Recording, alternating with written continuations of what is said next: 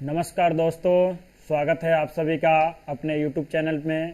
तो मैं आपका दोस्त, आपका साथी राहुल। तो चलिए आज हम लोग बात करेंगे सबसे पहले सीटेट के परीक्षा के परिप्रेक्ष्य में। तो देखिए, सीटेट पास करना बहुत ही आसान है। अगर आप प्रीवियस पेपर को हमारे मेथड से, हमारे अप्रोच से अगर आप समझ लेते हैं तो आप सीटेट बहुत सहज ही पास हो जाएंगे। तो चलिए आज समझने की कोशिश करते हैं। सीटेट का आज हम लोग CDP सेक्शन देखेंगे। तो चलिए शुरू करते हैं। तो आ जाइए, ये पेपर जो है सीटेट के 2019 के का जो परीक्षा है उसका है, ठीक है। तो चलिए इसे शुरू करते हैं हम लोग, ठीक है। तो चलिए लेट्स स्टार्ट। हम लोगों के सामने हमारा पहला क्वेश्चन आ चुका है बाल विकास और शिक्षा शास्त्र का, ठीक है। तो शुरू किया जाए दोस्त। तो चलिए शुरू करते हैं, लेट्स स्टार्ट। तो चलिए सबसे पहला क्वेश्चन हमारा क्या है, सबसे पहले इसका निर्देश पढ़ लेते हैं हम, ठीक है। देखिए, निम्नलिखित प्रश्नों में प्रश्न संख्या 1 से 30 के उत्तर देने के लिए सही या सबसे उपयुक्त विकल्प, एक से अधिक ऑप्शंस भी आपके सही हो सकते हैं, लेकिन आपको सबसे उपयुक्त विकल्प आपको चूज करना है, ठीक है दोस्त। तो आइए देखते हैं हम। तो जीन पियाजे के अनुसार बच्चे क्या करते हैं, जहां जीन पियाजे आएगा वहां पे सक्रिय करने वाली बात होगी तो वो सही होगा। तो आइए देखते हैं। जिन ज्ञान को सक्रिय रूप से संरचित करते हैं, जैसे वे दुनिया में व्यवहार कौशल का प्रयोग करते हैं तथा अन्वेषण करते हैं, ठीक है। सक्रिय वाला बात आ गया, बोले थे ना सक्रिय वाला सही होता है, लेकिन और भी ऑप्शन देख लेते हैं, ठीक है। प्रश्नात्मक अधिगम की प्रक्रिया का अनुसरण करते हैं तथा दूसरों का अवलोकन करके सीखते हैं। अवलोकन वाला ये नहीं जा रहा है आपका, ठीक है, पियाजे के हिसाब में नहीं है। तीसरा देखिए, को उद्दीपन अनुक्रिया, एसआर थ्योरी, ये भी नहीं हो रहा है, ठीक है। तो पूरा क्वेश्चन पढ़ने की जरूरत ही नहीं है, चलिए आउट करते हैं उसको। को पुरस्कार एवं दंड वाला कोहल वर्ग होता तभी सही होता, नहीं तो सही नहीं है। अगर कोहल वर्ग होता तब देखते, ठीक है। दंड और आज्ञा पालन, पुरस्कार, दंड, ये सब बनना नहीं है, देखना है आपको, सीधे गलत काटना है इसको। बात समझ में आया आपको? तो चलिए इसको आउट करते हैं। तो हमारा आंसर 1 का क्या होता है, जिन पियाजे के अनुसार बच्चे ज्ञान को सक्रिय रूप से संरचित करते हैं, जैसे वे दुनिया में व्यवहार कौशल का प्रयोग करते हैं तथा अन्वेषण करते हैं। सक्रिय रूप से करने आ गया, अन्वेषण करने के वाला बात आ गया, ठीक है। तो एकदम सही है, बिल्कुल सही, एब्सोल्युटली राइट। आई बात समझ में? चलिए तो नेक्स्ट क्वेश्चन पे हम लोग चलते हैं। सेकंड नंबर क्वेश्चन हमारा आता है आपके सामने। तो आपके स्क्रीन पे सेकंड नंबर क्वेश्चन होगा, ठीक है, देख रहे हैं ना। इसमें क्या है, चालक विकास की दर से व्यक्तिगत विविधताएं होती है, फिर भी चालक विकास का क्रम डैश से डैश तक है। डैश से डैश तक, किस चीज से किस चीज तक, यह आपका क्वेश्चन है ग्रोथ एंड डेवलपमेंट से, ठीक है। तो इसको भी बहुत ही सहज रूप से देखिए, शीर्षगामी अधोगामी तो नहीं है ये। विकास की दर व्यक्तिगत विविधताएं होती है, फिर भी चालक विकास का क्रम डैश से डैश तक होता है। तो देखिए, अधोगामी शीर्षगामी भी नहीं है। इसका क्या है, अपरिष्कृत यानी कि अस्थूल यानी मूर्त से, ठीक है, सूक्ष्म की ओर यानी अस्थूल चालक विकास, फिर परिष्कृत यानी कि सूक्ष्म चालक विकास की ओर होता है, ठीक है। तो ये आपका आंसर सही होता है, यानी कि अस्थूल से सूक्ष्म की ओर, ठीक है। ये हमारा जो कंसेप्ट हमने ग्रोथ एंड डेवलपमेंट में पढ़ा था, या आपको नेक्स्ट वीडियो में आपको मिल जाएगा, ठीक है, जब हम ग्रोथ एंड डेवलपमेंट आपको पढ़ाएंगे। तो आपका आंसर यहाँ पे ये होता है, ठीक है। बहुत कम ही फैक्ट आपसे पूछा जाता है, 3-4 क्वेश्चन, जिसमें से एक ये भी है, ठीक है। आइए देखते हैं नेक्स्ट क्वेश्चन को। नेक्स्ट क्वेश्चन है हमारा 3 नंबर, ठीक है। वह अवधि जो वयस्कता के संक्रमण की पहल करती है।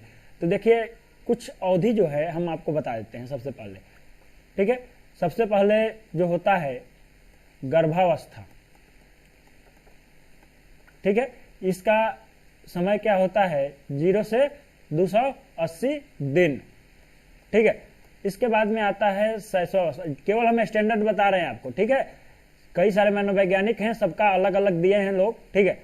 तो हमारा जो स्टैंडर्ड है वो जान लेते हैं, ठीक है। इसको मानना है कब से, जन्म से कब तक, 6 वर्ष के अंत या 7 वर्ष के शुरुआत तक, ठीक है। शैशवावस्था के बाद में आता है बाल्यावस्था। बाल्यावस्था को आपको कब से कब तक मानना है,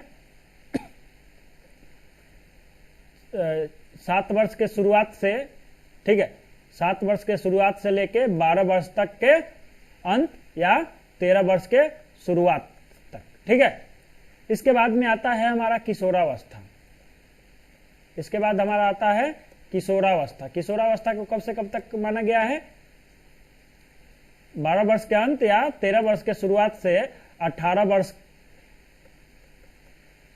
तक, ठीक है। और उसके बाद में क्या आ जाता है हमारा? वयस्कावस्था। उसके बाद में क्या आता है? प्रौढ़ावस्था या वयस्कावस्था आप बोल सकते हैं। इसके बाद में आप इसको प्रौढ़ावस्था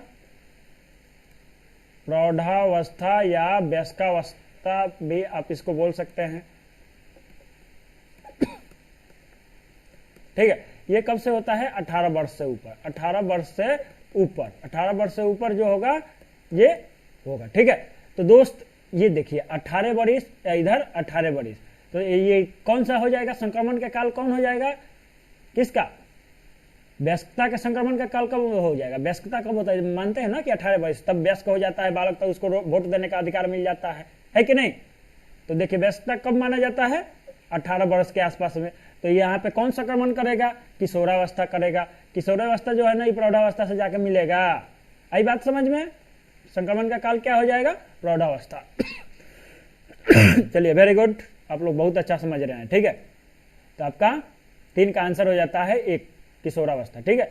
इसके बाद हम देखते हैं नेक्स्ट क्वेश्चन की ओर चलते हैं, ठीक है। देखिएगा, एक बच्चा तर्क प्रस्तुत करता है कि हिंज को दवाई की चोरी नहीं करनी चाहिए। वह दवाई जो उसकी पत्नी की जान बचाने के लिए जरूरी है, क्योंकि यदि वह ऐसा करता है तो वह पकड़ा जाएगा और उसे जेल भेज दिया जाएगा, ठीक है। कोहलबर्ग के अनुसार वह बच्चा नैतिक समझ की किस अवस्था के अंतर्गत आता है? तो आप बताइए। दंड और अनुशासन पढ़े थे ना, कोहलबर्ग के नैतिकता वाला जो नियम है, मोरल डेवलपमेंट थ्योरी, उसमें कब होता है कि अगर कुछ गलती करेंगे तो पिटाएंगे। बात समझ रहे हैं ना? उदंड और आज्ञा पालन वाला अभिविन्यास जो है उसमें होता है। तो ठीक है, तो ये फैक्ट है, सीधे सीधे इसको कुछ नहीं करना पड़ा हमें। सीधे यहाँ पे देखें कि चोरी करेगा तो पकड़ा जाएगा, तो उसे जेल भेज दिया जाएगा, यानी कि दंड और आज्ञा पालन अभिविन्यास यहाँ पे सही होता है। ज्यादा कुछ हमें देखने की जरूरत ही नहीं पड़ी, हमारा आंसर आ गया, ठीक है। चलिए नेक्स्ट क्वेश्चन पे हम चलते हैं। मौखिक संवाद जो बच्चे अपने आप से करते हैं उन्हें लेव वाइगोस्की क्या कहते हैं? तो देखिए, लेव वाइगोस्की जो है मौखिक संवाद जो बच्चे अपने आप से स्वयं से करते हैं उसको वाइगोस्की जो है व्यक्तिगत वार्ता कहते हैं। वाइगोस्की जो कहते हैं वो व्यक्तिगत वार्ता। अगर पियाजे होता तो भैया, अगर पियाजे होता तो पियाजे इसको क्या बोलते हैं? पियाजे इसको ईगोसेंट्रिक स्पीच बोलते हैं, यानी कि अहम केंद्रित वार्ता बोलते हैं, ठीक है। इसको पियाजे क्या बोलते हैं? अहम केंद्रित वार्ता, ठीक है। और वाइगोस्की क्या बोलते हैं? प्राइवेट स्पीच, यानी कि व्यक्तिगत वार्ता, ठीक है दोस्त। चलिए ये बार बहुत बढ़िया समझ रहे हैं आप लोग, बहुत अच्छा, बिल्कुल सही। चलिए नेक्स्ट क्वेश्चन की ओर हम लोग चलते हैं। खिलौने, पहनावे की वस्तुएं, घरेलू सामग्रियां, व्यवसायों एवं रंगों को विशिष्ट लिंग के साथ संबंधित करना क्या प्रदर्शित करता है? चलिए क्या प्रदर्शित करता है कि लड़की है तो इसके लिए खिलौना होगा जो गुड़िया होगी, और लड़का है तो एक खातिर बंदूक होगा, है? तो क्या ये जेंडर रूढ़िवादिता को प्रदर्शित कर रहा है ना ये? तो देखिए यहाँ पे आपका आंसर हो जाएगा जेंडर रूढ़िवादिता, यानी कि अगर लिंग के आधार पर अगर आप खिलौने लेके आ रहे हैं तो मतलब आप जेंडर रूढ़िवादिता को आगे बढ़ा रहे हैं, ठीक है। आई बात समझ में? चलिए वेरी गुड, तो यहाँ पे आंसर हो जाएगा जेंडर रूढ़िवादिता, ठीक है। चलिए तो नेक्स्ट क्वेश्चन की ओर हम लोग चलते हैं। तो 7 नंबर क्वेश्चन पे हम लोग आ चुके हैं। तो एक प्रारंभिक कक्षा कक्ष में एक बच्ची अपने साथ जो अनुभव लाती है, एक प्रारंभिक कक्षा कक्ष में एक बच्ची अपने साथ जो अनुभव लाती है उन्हें क्या करना चाहिए? उन्हें अस्वीकार कर देना चाहिए? नहीं, बिल्कुल नहीं। वो जो भी अनुभव लेके आती है उसको स्वीकार करना है, अस्वीकार नहीं करना है, इसलिए ये गलती हो जाए। उसकी उपेक्षा करनी चाहिए? बिल्कुल नहीं, उपेक्षा नहीं करनी चाहिए। उससे बच्ची जो है हतोत्साहित हो जाएगी, आगे फिर से कुछ बोल नहीं पाएगी, कुछ अपना अनुभव बता नहीं पाएगी, इसलिए ऐसा नहीं करना चाहिए। आप पर उन पर ध्यान नहीं देना चाहिए। तो किस लिए आप जा रहे हैं? टीचर का काम होता है कि बच्चों के जो भी कह रहा है, गलत सही कुछ भी, उस पर आपको ध्यान देना है, हर हाल में ध्यान देना है, ठीक है। वो जो कह रहा है उसे स्वीकार करना है, भले वो गलती है चाहे सही है, और उसके बाद में हम उसे वातावरण देके उसको जो गलती होगा उसको सुधार करेंगे, ठीक है, उसमें बदलाव करेंगे। आई बात समझ में? तो देखिए 4 नंबर ऑप्शन, उन्हें शामिल कर उनका संचय करना चाहिए, बिल्कुल सही है, ठीक है। तो एक प्रारंभिक कक्षा कक्ष में एक बच्ची अपने साथ जो अनुभव लाती है उन्हें शामिल कर उनका संचय करना चाहिए। वेरी गुड, ठीक है, तो ये आपका आंसर सही होता है, बिल्ड ऑन करना चाहिए, वेल डन, ठीक है। इसके बाद में हम लोग चलते हैं नेक्स्ट क्वेश्चन में दोस्त, ठीक है। तो नेक्स्ट क्वेश्चन हमारा आ चुका है, 8 नंबर आपके स्क्रीन पे है, ठीक है। तो आइए देखते हैं। एक शिक्षक को चाहिए कि वह विद्यार्थियों के बीच तुलना को अधिकतम करे। तुलना आपको करना नहीं है, एनसीएफ 2005 आपको मना करता है, तुलना नहीं करना है, रटवाना नहीं है, डांटना नहीं है, मारना नहीं है, पिटना नहीं है, याद नहीं करवाना है। तो आप क्यों करेंगे, एकदम एनसीएफ के हिसाब में आपको चलना है, क्वेश्चन को डिस्कस कर रहे हैं जो, ठीक है। वैसे ही आपको क्वेश्चन बनाना भी है जब प्रीवियस पेपर आप बनाएंगे, ठीक है। तो इसको आउट कर दिए, ठीक है। वह विशेष संस्कृतियों समुदायों के बच्चों को बढ़ावा दे, विशेष संस्कृतियों नहीं, आपको समावेशी शिक्षा का पालन करता है ना है, ठीक है। सबको शिक्षा देने की बात की जा रही है, ठीक है। समावेशी शिक्षा का कंसेप्ट क्या है, किसी भी जाति धर्म संप्रदाय के बच्चों को, ठीक है, बिना किसी भेदभाव के एक ही छत के नीचे शिक्षा देना, समावेशी शिक्षा। आई बात समझ में, वेरी गुड। चलिए, तो तुलना नहीं करना है, वो विशेष संस्कृति वाला बात कर दिया, समुदाय के बच्चों को बढ़ावा दे, तब भी ये गलत हो गया, ठीक है। वह विद्यार्थियों के बीच सांस्कृतिक विभिन्नताओं की विविधता की अनदेखी नहीं करना है, उसको शामिल करना है, इसलिए यह भी गलती हो गया। देखिए नेक्स्ट ऑप्शन, यह संप्रेषित करे कि वह कक्षा कक्ष में सभी संस्कृतियों का सम्मान करती है और महत्व देती है। बिल्कुल सही है, वह कक्षा कक्ष में सभी संस्कृतियों को महत्व देती है, सभी का सम्मान करती है, तो इससे बहुत बढ़िया डेवलपमेंट होगा, ठीक है। तो ये बिल्कुल सही चीज है, ठीक है, तो इसको रखना है, ठीक है। नेक्स्ट क्वेश्चन की ओर हम लोग चलते हैं दोस्त, ठीक है। नेक्स्ट क्वेश्चन हमारा आ रहा है 9 नंबर क्वेश्चन। तो देखिए इसमें क्या कह रहा है, निम्नलिखित संरचनाओं में शिक्षा का अधिकार अधिनियम 2009 किसकी वकालत करता है। शिक्षा के अधिकार अधिनियम जो है, सबसे पहले इसके बारे में थोड़ा सा कुछ जान लीजिए। शिक्षा का अधिकार अधिनियम 2009 में आया, आरटीई जो आया, कब आया, 2009 में। ये लागू कब हुआ, 1 अप्रैल 2010 को, ठीक है। ये भी क्वेश्चन में आपसे पूछ देता है, ठीक है, तो इसलिए आप इसको थोड़ा सा याद रखिएगा। तो आइए देखते हैं, समावेशी अधिनियम जो है, आरटीई एक्ट जो 2009 है, किसकी वकालत करता है, तो इस समावेशी शिक्षा का वकालत करता है। समावेशी शिक्षा क्या है, किसी भी जाति धर्म संप्रदाय के बालक को, चाहे वो वंचित वर्ग से हो या आर्थिक रूप से मजबूत वर्ग का हो, चाहे पिछड़ा वर्ग से हो, चाहे कुछ भी हो, बिना किसी भेदभाव के सबको एक साथ शिक्षा देना ही क्या है, समावेशी शिक्षा है, ठीक है दोस्त। चलिए, वेरी गुड, वेल डन। चलिए 10 नंबर क्वेश्चन पे हम लोग चलते हैं। तो देखिए ये क्या है, डैश यह विचारधारा है कि सभी बच्चों को एक नियमित विद्यालय व्यवस्था में समान शिक्षा प्राप्त करने का अधिकार है। तो किस विचारधारा में, तो ये समावेशीय शिक्षा जो एक विचारधारा है ना, जिसमें सभी बच्चों को एक नियमित विद्यालय में समान शिक्षा प्राप्त करने का अधिकार है बिना किसी भेदभाव के, ठीक है। तो यहाँ पे 10 नंबर का ऑप्शन क्या हो जाता है, 1। वेरी गुड, आप लोग बहुत अच्छा समझ रहे हैं। चलिए 11 नंबर क्वेश्चन पे हम चलते हैं। तो 11 नंबर क्वेश्चन है हमारा, क्या क्वेश्चन है जी, 1 मिनट चल रहे हैं हम लोग 11 नंबर क्वेश्चन पे। तो देखिए क्वेश्चन है हमारा, निम्नलिखित में से कौन सा स्तंभ क के सभी बच्चों को स्तंभ ख में उनकी प्राथमिक विशेषताओं के सही मिलान को प्रस्तुत, ये मिलान करने वाला है, ठीक है। इसमें खोजते हैं ईगो के। सबसे पहले देखिए 1 नंबर पे क्या है, प्रतिभाशाली। प्रतिभाशाली बालक जो होगा वो क्या करेगा, कोई भी चीज को जल्दी सीख लेगा, ठीक है, और स्वतंत्र रूप से सीख जाएगा। एक में कम मेहनत हमें करना पड़ता है, ठीक है, और ये जल्दी सीख जाता है। तो देखिए इसके साथ देखिए धारा प्रवाह पढ़ने में कमी है, नहीं। प्रतिभाशाली है तो धारा प्रवाह पढ़ने में कमी है, नहीं है, बिल्कुल नहीं है। मूल समाधानों के बारे में सोच सकता है, लेकिन देखते हैं इससे और बढ़िया कोई ऑप्शन मिल जाए। आसानी से विचलित होने की, नहीं, प्रतिभाशाली वाले बालक आसानी से विचलित नहीं होते हैं। देखिए शीघ्रता से एवं स्वतंत्र रूप से सीखने की योग्यता होती है, यानी कि एक प्रतिभाशाली वाला किसके साथ जाता है, डी के साथ जाता है, ठीक है।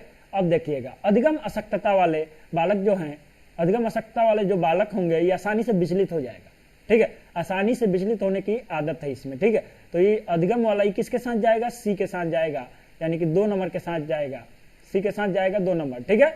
अब देखिए सृजनात्मकता, सृजनात्मकता मतलब क्या, कुछ नया करना, कुछ क्रिएट करना। जब क्रिएट कब करेगा, जब मूल रूप से सोचेगा तब करेगा, जब मूल रूप से कुछ बनाएगा तब करेगा, ठीक है। कुछ तो देखिए मूल समाधानों के बारे में सोच सकता है, जो क्रिएटिव होगा वो मूल समाधानों के बारे में सोच सकता है। आई बात समझ में, बी के साथ तीसरा जाएगा।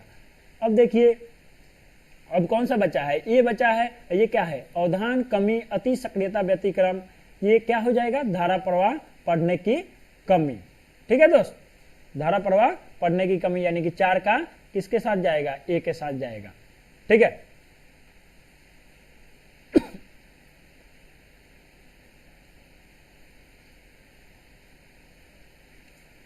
लग रहा है कुछ इसमें हम लोग गलत कर रहे हैं।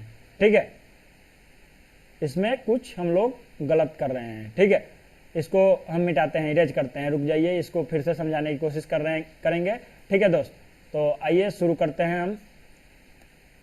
क्योंकि देखिए अधिक अवधान कमी अति सक्रियता व्यतिक्रम जो है ना, ये इसके साथ जाएगा। आसानी से विचलित होने की आदत है में। ठीक है, एडीएचडी वाले बच्चों जो आप लोग पढ़े होंगे या नहीं पढ़े हैं, तो अगर अति सक्रियता वाले ये आसानी से विचलित हो जाता है, जल्दी विचलित होता है, तो सी के साथ 4 जाएगा। ठीक है, अधिगम अशक्तता वाले अभी हम लोग बात किए थे, शीघ्रता से सीख जाता है। ये कौन सा, प्रतिभाशाली वाला, 1 नंबर वाला डी के साथ जाएगा।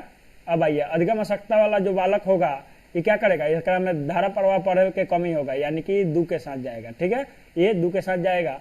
इसी प्रकार से सृजनात्मक वाला बालक जो होगा, ये मूल समाधानों के बारे में आसानी से सोच सकता है। ठीक है, तो देखिए अब देख लेते हैं, एक किसके साथ गया है, एक गया है आपका प्रतिभाशाली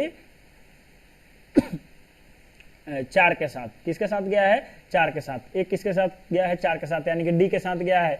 तो डी वाला तो सब ऑप्शन है, तो डी वाला। ठीक है, अब दू वाला से देखते हैं, दू के ए वाला एक यही ऑप्शन है, ये डी है, तो इसलिए हमारा ऑप्शन जो है 2 सही होता है। ठीक है, आई बात समझ में, वेरी गुड, समझ गए आप। चलिए नेक्स्ट क्वेश्चन हम लोग 12 नंबर क्वेश्चन पे चलते हैं। बच्चे प्रभावी रूप से सीखते हैं जब, कब, शिक्षक कक्षा में होने वाली सभी घटनाओं को बच्चों को पूर्ण रूप से नियंत्रित करता है। नियंत्रित आपको करना नहीं है, वो में क्या कह दिया, सभी घटनाओं में पूर्ण रूप से नियंत्रण करता है, तो बिल्कुल गलत हो जाएगा दोस्त। ठीक है, अब देखिए, वे पाठ्य पुस्तक को दिए गए तथ्यों को याद करे वाला बात आ गया, काट दीजिए सीधे। ठीक है, वे श्यामपट पर अध्यापक द्वारा लिखे गए उत्तरों की नकल करता है, नकल करवाना नहीं है, काट दीजिए, यह ज्यादा बढ़िया चीज नहीं है। ठीक है, अब देखिए, वे विभिन्न गतिविधियों एवं कार्यों में सक्रिय रूप से भाग लेते हैं, बिल्कुल सही, एकदम बच्चा जहां पे सक्रिय करने की बात हो गया वो एकदम बिल्कुल सही हो गया दोस्त। ठीक है, तो चलिए नेक्स्ट क्वेश्चन पे चलते हैं हम लोग आगे। आपके सामने 13 नंबर क्वेश्चन देखिए, क्या है क्वेश्चन, बच्चों को कक्षा में प्रश्न पूछने के लिए प्रेरित करना चाहिए। बच्चों को कक्षा में प्रश्न पूछने के लिए प्रेरित करना चाहिए, बिल्कुल सही बात है। पूछने के लिए हतोत्साहित करना चाहिए, बिल्कुल नहीं, हतोत्साहित जहां पे भी आ जाए गलती काट दीजिएगा। ठीक है, आप कोई भी पेपर सॉल्व कीजिएगा, ये जो चीज बता रहे हैं इसके आधार पे करिएगा, आपका बिल्कुल सही होगा। पूछने की अनुमति नहीं होना चाहिए, नहीं देनी चाहिए। पूछने की अनुमति काहे नहीं दीजिएगा, जब ओकरा बचवा का दिक्कत होगा तो समझेगा कैसे, जब तक वो पूछेगा नहीं, तो जब तक आप बताएंगे नहीं।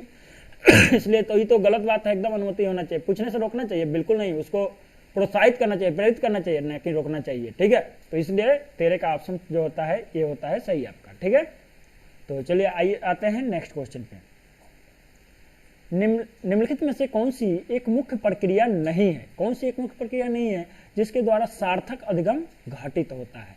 नहीं वाला क्वेश्चन है, ये नहीं दिखता है, अंडरलाइन है फिर भी नहीं दिखता है, इसलिए थोड़ा सा आप ध्यान दे के मारिएगा। ठीक है, आई बात समझ में।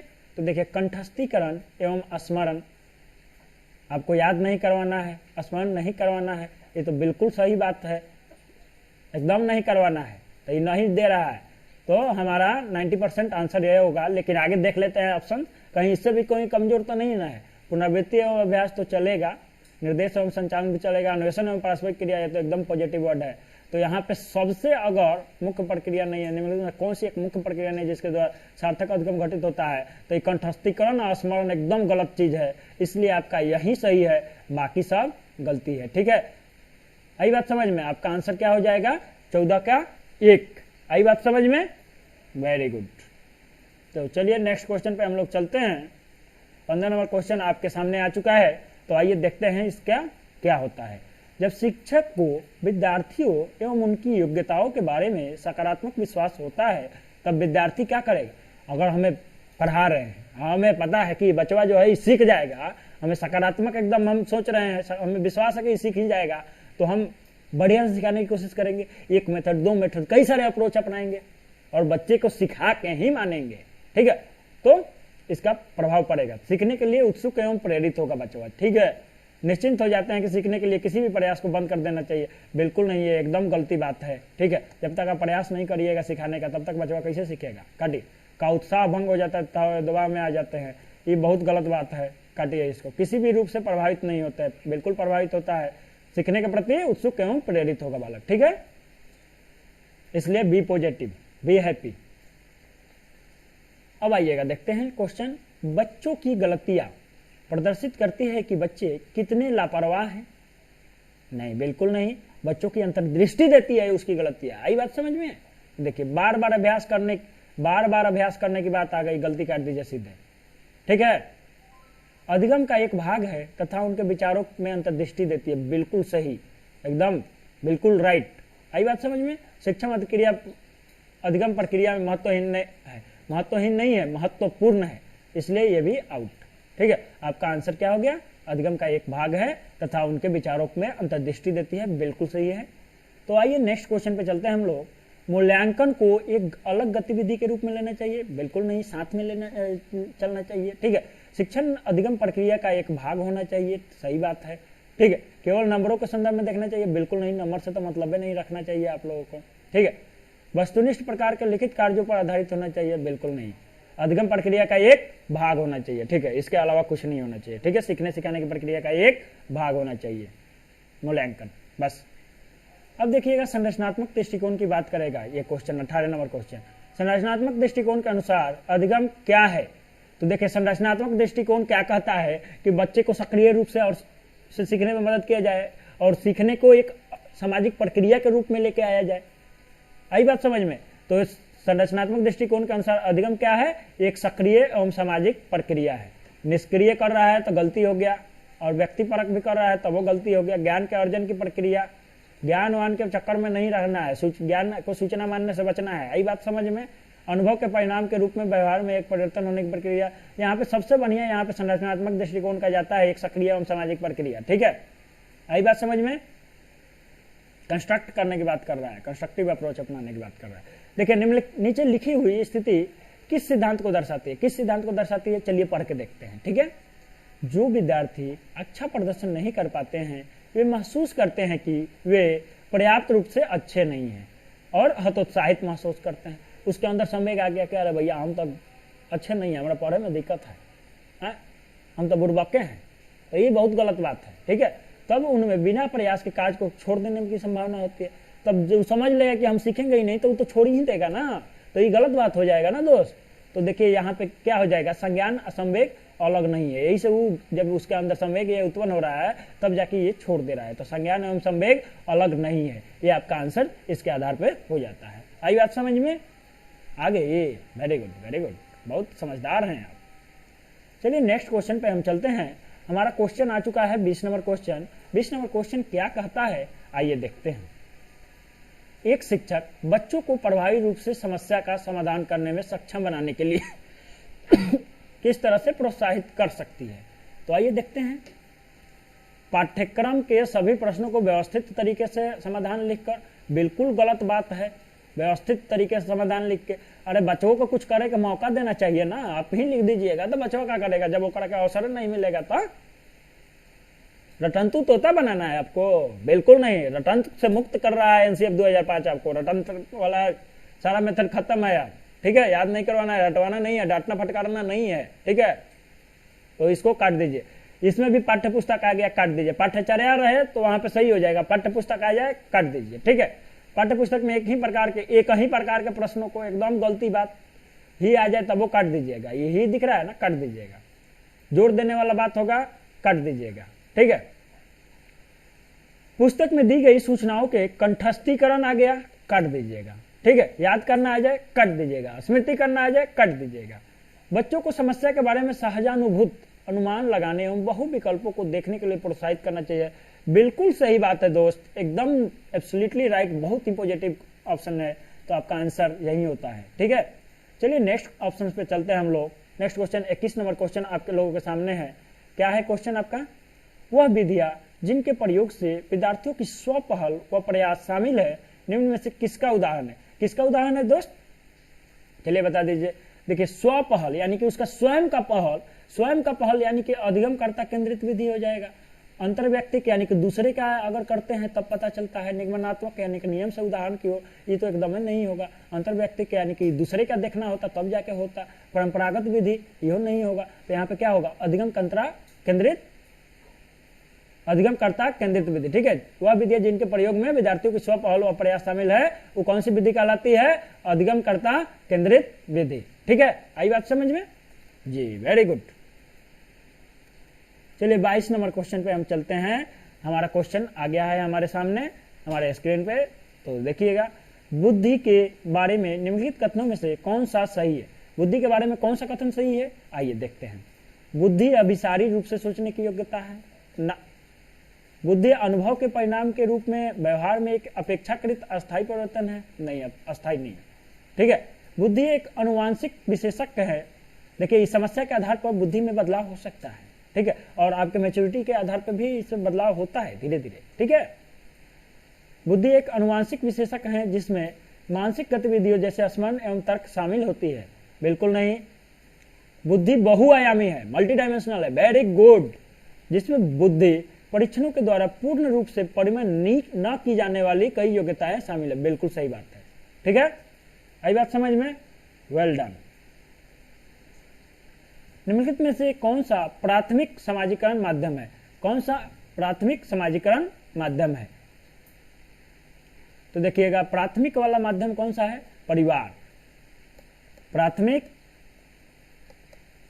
परिवार।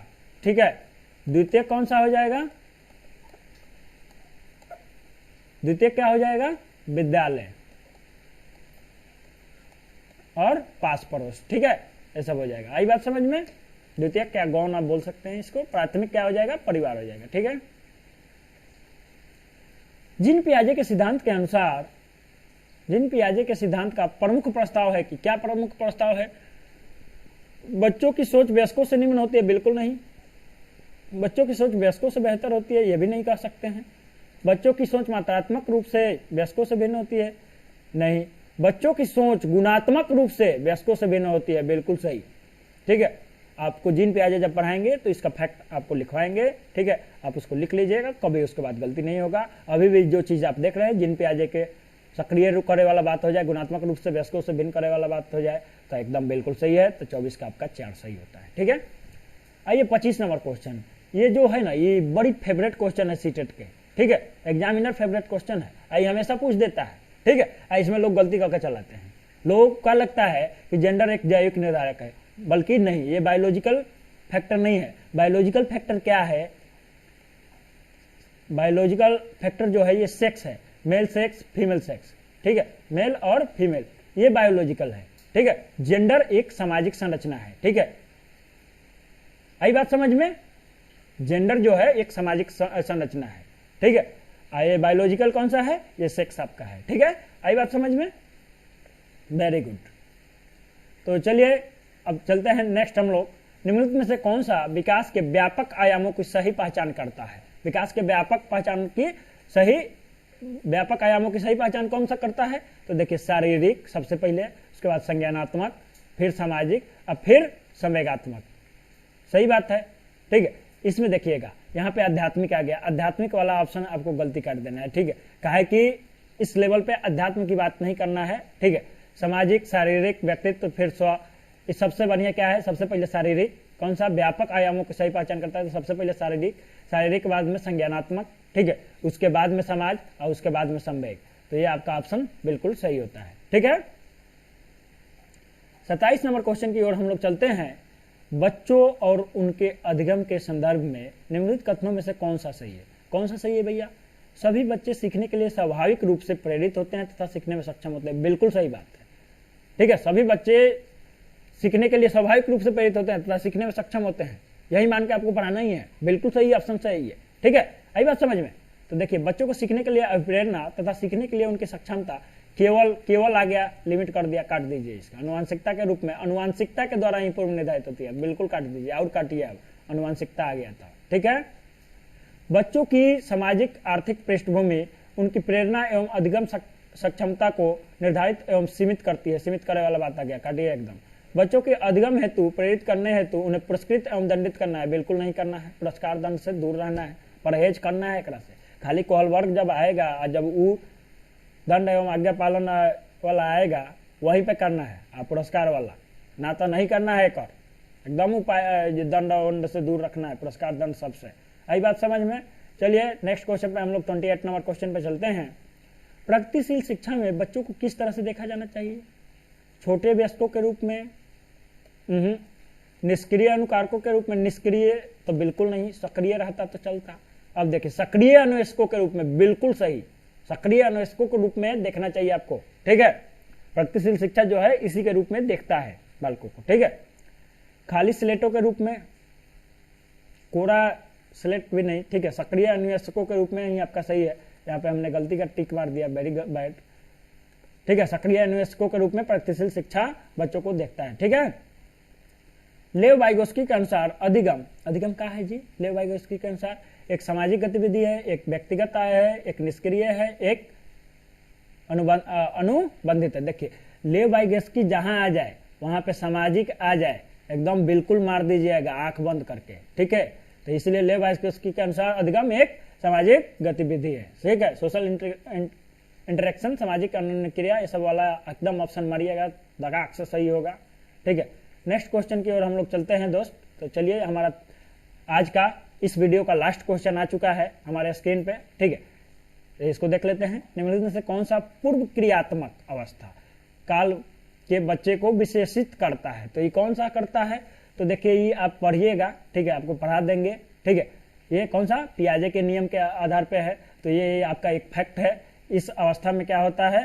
पूर्व क्रियात्मक अवस्था में, प्री ऑपरेशनल स्टेज में विचारों की अनुक्रमणीयता पाई जाती है। ठीक है दोस्त, आशा करते हैं कि आप लोग क्वेश्चंस को समझे होंगे। इस आधार पे आप लोग प्रीवियस पेपर बनाएंगे और आप 100% 30 में 30 अंक पाएंगे। ठीक है, ये गारंटीड है। ठीक है, तो चलिए दोस्त फिर से मिलते हैं नेक्स्ट वीडियो में। तब तक के लिए धन्यवाद।